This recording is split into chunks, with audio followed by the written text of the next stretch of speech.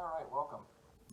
This is my first of hopefully many YouTube videos on cameras, but I was looking up a really good how-to video about the Kodak 35 to help a friend out who had recently bought one and how to use it and shoot with it.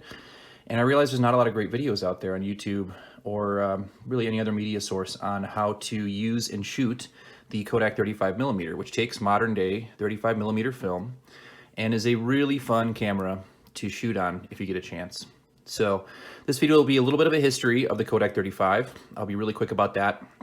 And then just your basic loading, how everything works, what your settings, how you want your settings to be, and all that kind of stuff. So I hope you enjoy.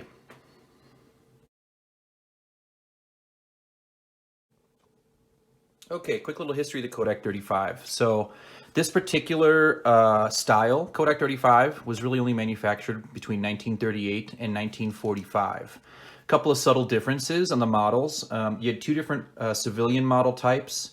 One is this model here, which came with a lowest f-stop of 5.6 and a 50mm lens.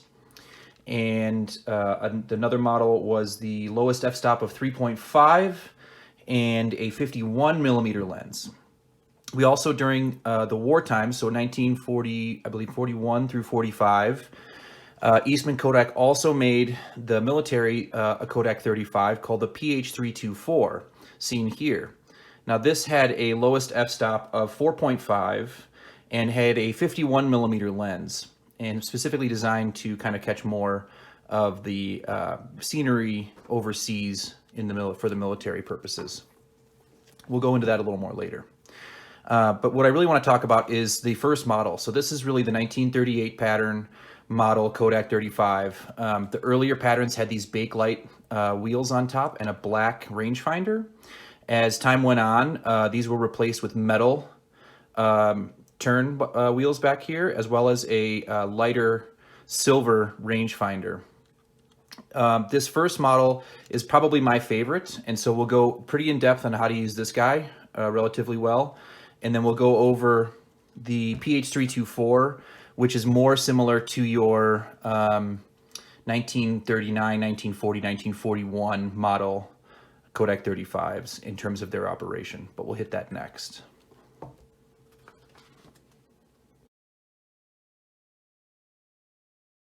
So now let's go into basic operation and usage of the Kodak 35. So here we have your basic Kodak 35. We've got your rewind wheel here, your forward wind here for when you have film in the camera. We've got your focus finder, which you look through that to get your image that you're gonna be taking a picture of. You have your lens.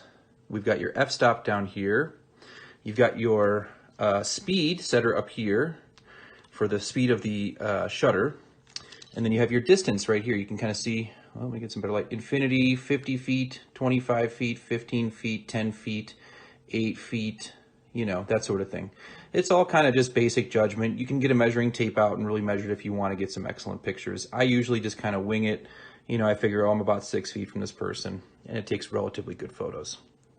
Down here with your f-stop, just a quick basic f-stop thing. I'm not going to make this into a big thing, but basically the brighter it is, the higher you want your f-stop to be. So if you're shooting low light or average kind of shaded light, you're going to want it probably lower to let more light in the lens. Like a 5.6 is what I normally shoot on. If it's direct sunlight, I would go up to like an 11. Rarely do I ever shoot 16, especially I use normally 400 speed film, and that sort of thing is just not necessary for that high of speed of film. Taking your Kodak out of the case, if you have one, you loosen this here. This is screws into the tripod mount for the camera itself. So we'll loosen that out, and then the camera will just slide out of the case here, just like that. So then, now let's look at the insides a little bit and how this camera really works. So to open your camera, bottom here, you've got a little open thing. You're gonna take that little wings, you're gonna put it over to open, and we'll flip it over here, holding that together very solidly. The back just kind of slides right off. And inside there, we've got some really great little 1930s artwork of the type of film and patent numbers and that sort of thing. I like that. Now the camera itself, if you wanted to check if a lens was working or not, if you're at like an antique mall or something, the easiest way to do that, in my opinion, is throw it over to this T setting here on the top there for your speeds. So if you go over to T, what happens is the lens will open with the shutter. It will also close with the shutter. So you'll see here, so now the lens is open. You can see that, the light coming through there. And we hit it again and the lens closes.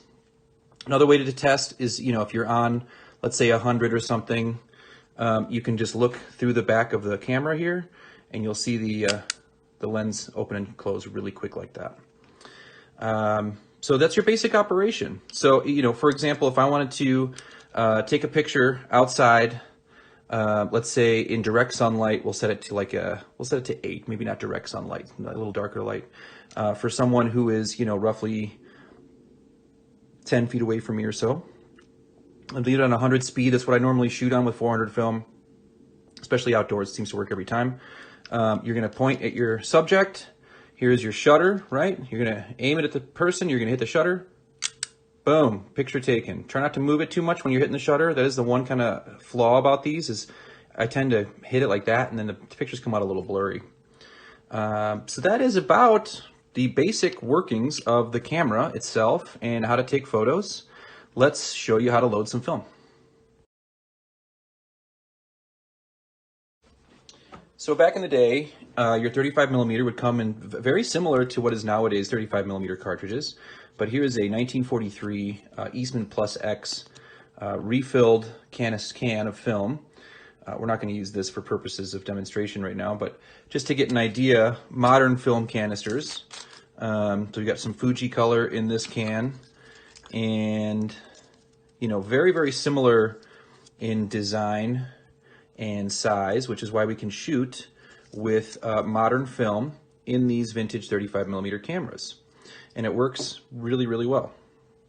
So you open your camera just like we did before. Get the back of your camera open. What you're going to do is you're going to take your new film, right, however many exposures it is, and you see a little kind of T-bar in there.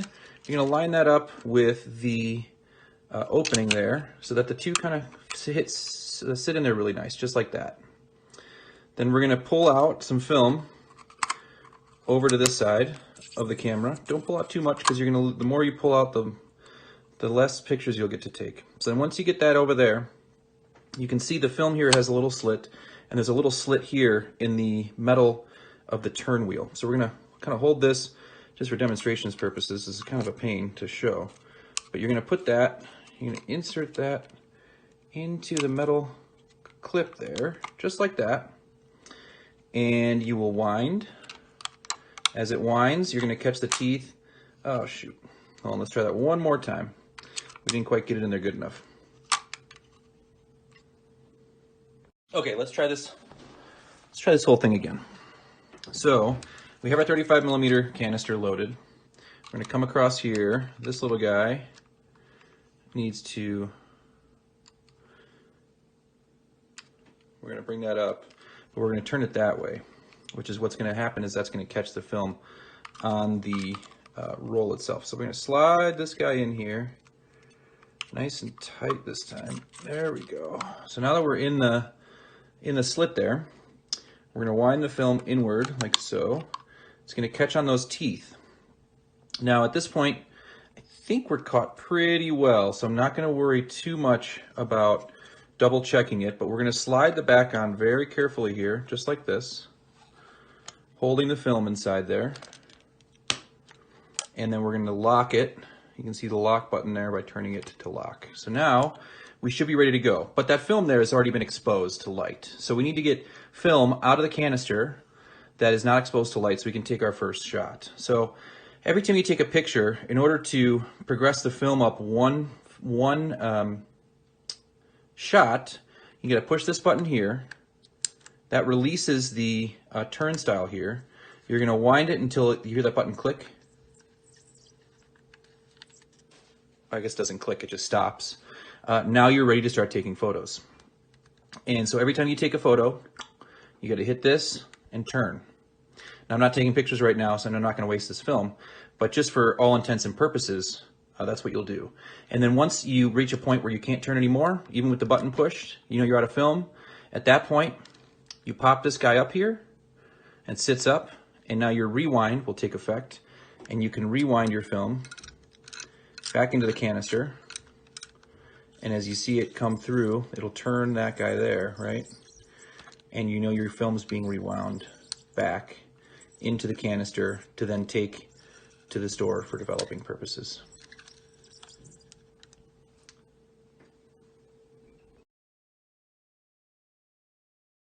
Now let's talk about the PH324 and some subsequent later model cameras. So if you look at this, the design is obviously much bulkier. You've got a lot more going on here, right? So you also have a timer here. So you bring this down. That's your self timer for the camera. Your f-stops are a little more varied here, and your distances a little more varied as well. Actually, they're exactly the same. But there's these little red ones, which I think is, I'm not sure what the red means exactly. It could be a primary setting, a main setting, that sort of thing. Essentially, the camera does work the same. In order to change your speed, though, you have a little ring here. To change your distance, you're going to set right there. And to set your f-stop, you've got that down here. Obviously, with a 4.5, you'll be able to take even lower light photos than you would be able to with the 38 model over here. But essentially, the camera works the same. You still got your button here to wind. Your shutter is still right here. The only big difference between these later model Kodaks and the Kodak 1938 model that I started with over here is that the mechanism inside actually charges the shutter. So whereas these ones, the shutters kind of charge themselves. And by that I mean every time you hit the shutter, just the action of the shutter going back up recharges the shutter for another picture. And so ultimately you can take it, you could double expose if you wanted to. You could, which actually happens a lot by accident, I'm sure. You have a lot of other, like more variable options, and there's not another clunky mechanism inside the camera itself that allowing your shutter to be charged to take a photo. Now that's not the same for these. So these cameras charge the front, I'm sorry, let me start again. So the front of the camera here, you can see this is a charging cover here, this cover where it says made in the USA. So you see the little red there, that means it's ready to take a photo, and our shutter is charged. Now that happens by the film literally coming across these teeth right here and rotating this portion of the camera. And there's a mechanism inside of this that then corresponds back through this to then recharge the shutter for every photo. Now, these mechanisms were terrible. They tore film unbelievably often, and they oftentimes broke. So a lot of times you'll see Kodak 35s with this plate removed, and you have to manually charge the shutter. Now, in order to do that, if this plate were removed, to manually charge the shutter, you can see that little red guy in there. When you take a photo, it goes over to the side. We'll do really quick. So you can see it slides this way. All you have to do is take it with your finger, move it over, and you're ready to go. So a lot of people, you'll find Kodak 35s like this with this plate removed, so that then you can manually charge the shutter because the mechanism inside no longer works. Other than that, the camera is all basically essentially the same, functions essentially the same, and is really, really a lot of fun to take pictures with. So there you have the PH324, which is, like I said, similar to later model Kodaks. Okay, last but not least, I just want to show you some photographs I've taken on both my Kodak 35. This is my grandfather's 1938 Kodak 35, and then I've taken some photos also on my PH324 here. This is with my grandfather's Kodak 35. You can see this is kind of a darker lighted situation, so we've got some, you know, not the best lighting. This is direct sunlight. This was with the lowest f-stop on that, which is 5.6. In slight shade, direct sunlight. You can see the pictures are really, really great. You get a great tone to them. We do living history events a lot, and so taking pictures of vehicles or, you know, weapons or people, they all turn out really, really great. And it's a great way, especially when doing living history, to be able to take real photos of people and get them turned out. And I mean, they look like nothing that a modern camera can do. They're very, very much so shooting with vintage cameras is one of my favorite things to do for living history, because the pictures are just far and beyond better than just about anything else you can get in terms of quality, and gives you that like vintage, authentic feel. Also, they did have color film back in the day. Don't feel like you can only shoot back in black and white, especially if you are doing living history. These are some pictures I took with my PH324. You can see my daughter there wearing my Kodak 38. I'm sorry, my 1938 Kodak 35. A little bit out of focus there, but so this is also direct sunlight. I believe that was an f-stop 8 on my PH324. Maybe a little too washed out, so I could have gone a little darker. But like I said, you know, it's great for doing all sorts of pictures of just about anything out there. You know, once you have your range down and your distance down, and you figure out exactly, you know, how the camera works best for you and how you like to take your photos, you'll learn as you progress. And oh, here's the plutonium horse. Anyway, I think that about wraps me up. I might do another one quickly on something else coming up soon, but keep looking at my channel. Thanks for watching, and have a great day.